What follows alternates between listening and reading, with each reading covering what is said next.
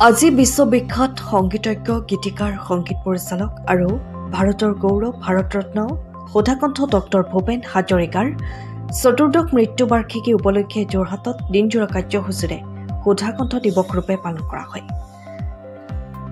যোৰহাটৰ বিমান বৰুৱা পথত অৱস্থিত অসম অনুসূচিত জাতি পৰিষদৰ প্ৰেক্ষাগৃহত অনুষ্ঠিত হয় স্মৃতিচাৰণ অনুষ্ঠান। অনুষ্ঠানটিৰ আয়োজন কৰে অসম অনুসূচিত জাতি পৰিষদ, অসম অনুসূচিত জাতি যুৱ ছাত্ৰ পৰিষদ, অসম অনুসূচিত জাতি মহিলা সন্মিলনী আৰু অসম অনুসূচিত জাতি পৰিষদ যোৰহাট জিলা সমিতিয়ে।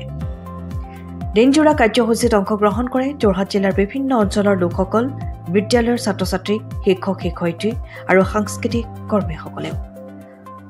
অনুষ্ঠানৰ আৰম্ভণিতে সুধাকণ্ঠ ডক্টৰ ভূপেন হাজৰিকাৰ প্ৰতিচ্ছবিত বন্তি প্ৰজ্বলন কৰি শ্ৰদ্ধাঞ্জলি জ্ঞাপন কৰা হয়। লগতে অসমৰ জনপ্ৰিয় গায়ক হিয়াৰা মথু জুবিন গাৰ্গৰ প্ৰতিচ্ছবিতো বন্তি প্ৰজ্বলন কৰি সন্মান জনোৱা হয়। ইয়াৰ পিছতেই অনুষ্ঠিত হয় চিত্ৰাংকন প্ৰতিযোগিতা আৰু সৃষ্টিশীল প্ৰতিযোগিতা। পৰৱৰ্তী পৰ্যায়ত মঞ্চত বিশিষ্ট ব্যক্তিসকলক ৰাজহুৱাভাৱে সম্বৰ্ধনা প্ৰদান কৰা হয়। বক্তাসকলে সুধাকণ্ঠৰ সংগীতৰ জৰিয়তে সমাজত প্ৰেম, সম্প্ৰীতি আৰু একতাৰ বাৰ্তা প্ৰচাৰ কৰাৰ বিষয়ে গভীৰভাৱে আলোচনা কৰে। অনুষ্ঠানৰ শেষত সুধাকণ্ঠৰ কালজয়ী গীত মানুহে মানুহৰ বাবে আৰু বিস্তীৰ্ণ পাৰৰে গীত দুটা সমবেতভাৱে গাই সুধাকণ্ঠৰ আদৰ্শক স্মৰণ কৰা হয়। দিনজোৰা এই পৰিৱেশত সম্পন্ন হয় এক স্মৃতিচাৰণ অনুষ্ঠান। যোৰহাটৰ পৰা অনুপম বৰা ৰিপৰ্ট, পোহৰ লাইভ।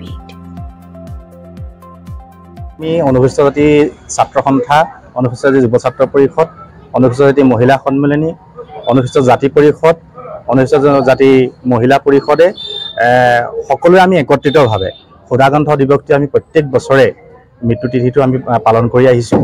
আৰু ইয়াৰ লগত সংগতি ৰাখি আজি আমাৰ পুৱাৰ ভাগৰ পৰা আমাৰ প্ৰতিটো সংগঠনৰ পতাকা উত্তোলন আৰু স্মৃতিতৰ্পণ অনুষ্ঠানকে আৰম্ভ কৰি কিছু তেখেতৰ গীতৰ আধাৰত আমি কিছু অনুষ্ঠান ৰাখিছোঁ। আৰু তাৰ মাজতে আমাৰ সমাজলৈ অৱদান আগবঢ়োৱা বিশিষ্ট ব্যক্তিসকলক আজি আমি এই সুযোগতে তেখেতসকলক এক বিশেষভাৱে সম্বৰ্ধনাও জনোৱা হয়। আৰু তাৰোপৰি আমি আৰু এটা কথা আপোনালোকক এইখিনিতে অৱগত কৰোঁ যে আজি আমাৰ মাজৰ পৰা হেৰাই যোৱা মহান মানৱ, আমাৰ সকলোৰে গানৰ ঈশ্বৰ জুবিন গাৰ্গৰ প্ৰতিচ্ছবিত আমি প্ৰতিজনেই আজি সশ্ৰদ্ধাৰে তেখেতক স্মৰণ কৰিছোঁ। আৰু প্ৰতিজনেই এটা কথাই সকলোৱে অনুধাৱন কৰিছে, তেখেতৰ যি মৃত্যু, সেই মৃত্যুৰ ন্যায় পাবৰ কাৰণে সকলোৱে আমি ঈশ্বৰৰ ওচৰতো প্ৰাৰ্থনা জনাইছোঁ। আৰু লগতে চৰকাৰকো আমি বা ন্যায়ালয়কো আমি এই কথা আমি অৱগত কৰিছোঁ যাতে তেখেতে ন্যায় পায়। আৰু তাৰোপৰি আমাৰ আজি যিসকল বিভিন্ন ঠাইৰ পৰা আহি আজি অনুষ্ঠানটোত সমবেত হৈ আমাৰ অনুষ্ঠানটোক সফল হোৱাত অৰিহণা যোগালে, সকলোলৈকে আমি আন্তৰিক ধন্যবাদ জ্ঞাপন কৰিছোঁ। জিলা অনুসূচিত জাতি ছাত্ৰ সন্থাৰ উদ্যোগত অসম অনুসূচিত জাতি পৰিষদ, অনুসূচিত জাতি যুৱ ছাত্ৰ পৰিষদ অসম, অনুসূচিত জাতি মহিলা সন্মিলনী আৰু অনুসূচিত জাতি মহিলা পৰিষদৰ সহযোগত আমি অনুসূচিত জাতি পৰিষদৰ প্ৰেক্ষাগৃহত আমি সুধাকণ্ঠ দিৱসটো আয়োজন কৰিছোঁ। আচলতে আমি সুধাকণ্ঠৰ এই মৃত্যু দিৱসটো আমি তেখেতৰ মৃত্যুবৰ্ষৰ পৰাই আমি সুধাকণ্ঠ দিৱস হিচাপে উদযাপন কৰি অহাৰ লগতে আমি অসম চৰকাৰকো দাবী জনাই আহিছোঁ তেখেতৰ এই মৃত্যু দিৱসটো মৃত্যু দিৱস হিচাপে নহয়, সুধাকণ্ঠ দিৱস হিচাপে উদযাপন কৰিবলৈ আমি দাবী জনাই আহিছোঁ। আৰু লগতে আজি পুৱাৰ ভাগতে আমাৰ গছপুলি ৰোপণ কৰিছিলে আমাৰ বিশিষ্ট অতিথিসকলে। আৰু লগতে আমি সৃষ্টিশীল নৃত্যৰ প্ৰতিযোগিতা আৰু চিত্ৰাংকন প্ৰতিযোগিতাৰ এই সুধাকণ্ঠ স্মৃতি দিৱসৰ লগত আমি সংগতি ৰাখি আয়োজন কৰিছোঁ।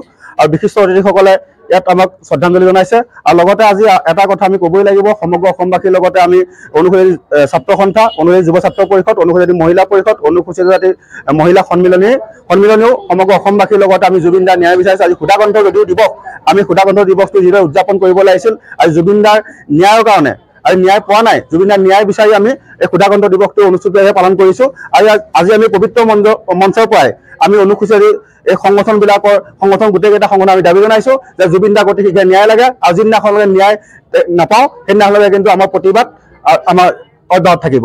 ধন্যবাদ। জয় অসম। যোৰহাট জিলা অনুসূচিত জাতি ছাত্ৰ সন্থাৰ উদ্যোগত অসম অনুসূচিত জাতি পৰিষদ, অনুসূচিত জাতি যুৱ ছাত্ৰ পৰিষদ আৰু অনুসূচিত জাতি মহিলা সন্মিলনীৰ উদ্যোগ সহযোগত আজি সুধাকণ্ঠ দিৱস আয়োজন কৰা হৈছে।